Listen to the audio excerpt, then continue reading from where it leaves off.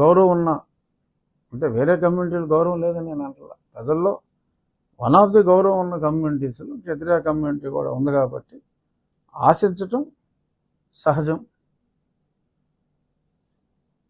ఇంకా టైం ఉంది కాబట్టి ఎవరో ఒక క్షత్రియుడికి, నాకని నేను అంటలా, ఎవరో ఒకరికి ఏదో ఒక పదవి ఇస్తారేమో అని నేనైతే అనుకుంటున్నా. అందరికీ ఒకేసారి ఇవ్వలేకపోవచ్చు.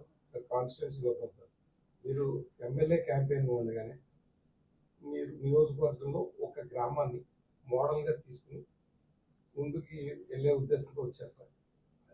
ఇది ఆ గ్రామం ఏంటి, ఆ గ్రామంలో ఏది చెప్పడం అంటే కాదు, నేను ఇన్స్పిరేషన్గా తీసుకున్నది ప్రాతల మరక. ఆ గ్రామంలో మరి శివవర్మ గారు ఆ గ్రామాన్ని అభివృద్ధి చేసిన తీరు చూస్తే అసలు నాకు చెప్పాలంటే మెంటలు వచ్చింది.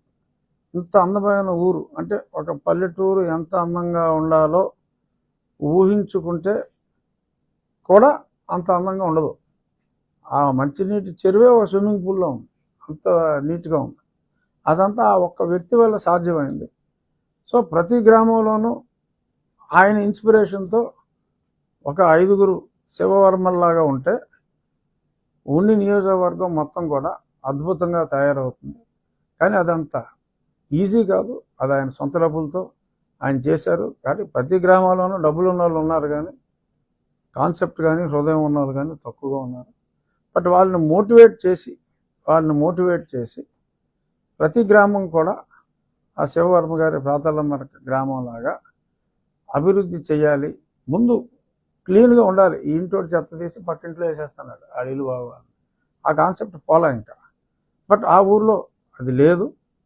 సో ఆ కాన్సెప్ట్తో గ్రామాలన్నీ కూడా అభివృద్ధి జరగాలి. బహుశా మరి గ్రామీణాభివృద్ధి శాఖ పవన్ కళ్యాణ్ గారికి పంచాయతీరాజ్ అని పేపర్లో రూమర్స్. డెఫినెట్గా పవన్ కళ్యాణ్ గారిని నేను రేపు అసెంబ్లీ సమావేశాల్లోనే ఆహ్వానిస్తా. మీరు ఈ ఊరు వచ్చి చూడండి. ఆంధ్రప్రదేశ్లోని ప్రతి గ్రామాన్ని ఈ ఊరు ఇన్స్పిరేషన్గా తీసుకుంటే కొంతలో కొంతైనా మనం చేయగలం అని వారిని నేను అడుగుతాను. వారిని కూడా తీసుకొచ్చి ఆ ఊరు చూపెట్టి ఒక రోల్ మోడల్ లాగా చేయాలి అనేది నా కోరికలు అయితే ఉన్నాయి,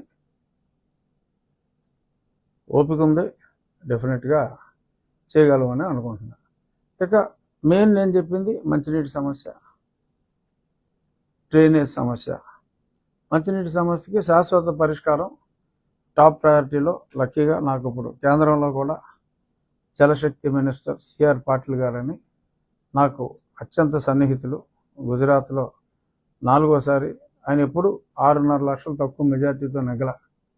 ఈసారి 7,76,000 మెజార్టీ ఆయనకు వచ్చింది. ఆయన కేటాయించడం జరిగింది. నాకు వ్యక్తిగతంగా కూడా చాలా సన్నిహితులు. సో ఈ గవర్నమెంట్లో మరి అది కూడా బహుశా పవన్ కళ్యాణ్ గారి గ్రామీణాభివృద్ధి అంటే రూరల్ డెవలప్మెంట్ ఆయన దగ్గర ఉండొచ్చు కాబట్టి ఎవరైతే ఆ శాఖ ఎవరి దగ్గర ఉన్నా ఆ శాఖతో ఆ కేంద్రంతో ముఖ్యంగా నా నియోజకవర్గంలో మేజర్ ప్రాబ్లం కాబట్టి కీ రోల్ తీసుకుని ఆ ఫండ్స్ ఎలకేషన్ ఫాస్ట్గా వచ్చేలాగా చేస్తాం.